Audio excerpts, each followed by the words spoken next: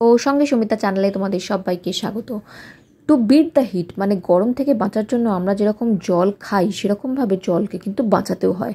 জল যদি আমরা ঠিকঠাকভাবে সেভ না করি তাহলে কিন্তু আমরা বাঁচতে পারবো না। সেরকমভাবে আমি কিন্তু দৈনন্দিন জীবনে অনেক রকমভাবে জলকে রিইউজ করি। মানে ধরো যেরকম চাল ধোয়া জল, বা যেরকম ধরো একটু ডালটা রাত্রিবেলা ভিজিয়ে রাখি, সেরকম ডাল ধোয়া জল, এই চাল ডাল ধোয়া জল আমি গাছে ইউজ করি। মানে ব্যালকনির বাগানে যেসব ছোট ছোট টবে গাছ বসানো আছে সেসব গাছগুলোকে তো জল দিতেই হয়, বিশেষত গ্রীষ্মকালে দুবার জল দিতে হয়।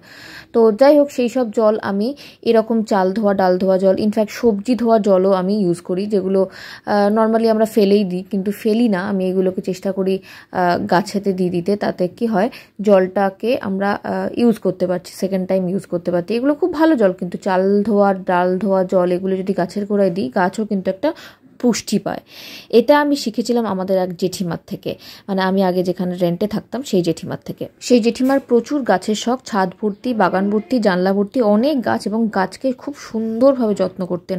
মানে ছোটোখাটো পেনদানিতে গাছ বসিয়ে দিতেন, ছোট বোতলে গাছ বসিয়ে দিতেন, আমার ভীষণ ভালো লাগতো। এনিওয়ে, শুধু এভাবে চাল ডাল দেওয়া নয়, আমরা বাড়িতে এসি চালাতে বাধ্যই হয় গরমকালের জন্য। তো সেই এসিতে সারা রাত ধরে যদি আমরা এসি চালাই, দেখবে টপ টপ টপ টপ করে জল পড়ে এসির পাইপ থেকে। তো এই জলটাও যদি আমরা বাকেটে কোথাও ভরে রাখতে পারি, যদি ফেলে না দিই, তাহলে দেখবে সারা রাতে অন্তত 2 থেকে 3 লিটার জল তো হবেই হবে। তো এই 2 থেকে 3 লিটার জল যদি আমরা এরকমভাবে ঘর পোছার জন্য ইউজ করতে পারি, তাহলে কিন্তু খুবই ভালো হয়। মানে এই জলটা ফেলে দেওয়ার নয়, তবে এসির জল কিন্তু প্লিজ গাছে দিও না। আমার বাড়িতে মিনুদি আছেন, উনি আমাকে ভীষণভাবে হেল্প করেন, আমার হাউস হোল্ড কাজ হয় সবেতে উনি আমাকে খুবই হেল্প করেন। তো মিনুদিও জানে যে এরকমভাবে এসির জলটাকে ইউজ করে নেওয়া যায়, কিভাবে রেগুলার ঘর মোছার জন্য ইউজ হয়। এবার আসি আর একটা ওয়েস্টেজ অফ ওয়াটারে।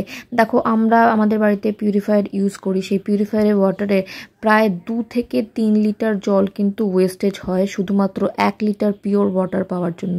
সেই 2 থেকে 3 লিটার ওয়াটার যদি আমরা এরকমভাবে স্টোর করতে পারি, সেটা দিয়ে আমরা কিচেনে হাত ধুতে পারি বা কিচেনের বাসন ধুতে পারি, এটা করতেই পারি। এবার আসি বৃষ্টির জল, এটা ন্যাচারাল ওয়াটার, এটাকে সেভ করাটা ভীষণ জরুরি। এটাকে যদি আমরা সেভ করতে পারি তাহলে কিন্তু আমরা অনেকটা জল সেভ করতে পারবো। গ্রামের দিকে এটা কিন্তু খুব সুন্দরভাবে ইউটিলাইজ হয়। জানো, বৃষ্টি হলে মানে বর্ষাকালে এরকমভাবে চাষবাস শুরু হয় গ্রামের দিকে, প্রচুর জমিতে সুন্দরভাবে বৃষ্টির জলটাকে ইউজ করে চাষ হয়ে থাকে। এছাড়া নদী বিল যখন উপচে পড়ে জলে, সেই সব জলও আমরা খাল দেখেছি গ্রামের দিকে, খাল কেটে সেখানে মাছের চাষ করা হয় বিভিন্ন রকম। এই সময় বর্ষায় প্রচুর মাছ পাওয়া যায়, এবং মাছের ব্রিডিং টাইম এই সময় প্রচুর ভালো ভালো মাছ চাষ হয়, প্রচুর মানে লোকজন লাভ করতে পারে যারা মাছ ব্যবসা করেন।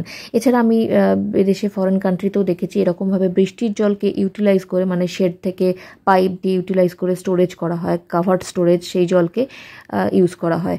তবে আমি বলবো, যদি এরকম ওপেনভাবে ছাদেও বালতি রেখে স্টোর করা যায় বৃষ্টির জলকে, তাহলেও ইউজ করা যায়। তবে এরকমভাবে ওপেন রেখে সেটা কিন্তু ফেলে রেখো না, তাহলে কিন্তু মশার ডিম হবে। নয় ইউজ করে ফেলো, যে কোনো ওয়াশের কাজে ইউজ করে ফেলো, আর নয়তো কাভার করে রাখো, ঢাকা দিয়ে রাখো। এনিওয়ে, আজ আমরা আড্ডা মারলাম ওয়েস্টেজ ওয়াটারকে কী করে রিইউজ করা যায় সেটা নিয়ে। তোমরাও যদি করতে পারো খুবই ভালো হয়, বা অন্য কাউকে তোমরা যদি ইন্সপায়ার করতে পারো তাহলে আরও ভালো হয়, সবাই করতে পারবে। টাটা আজকের জন্য। তোমরা সঙ্গে সুমিতা চ্যানেলটাকে লাইক করো, শেয়ার করো, সাবস্ক্রাইব করো, আর সেভ ওয়াটার সেভ লাইফ।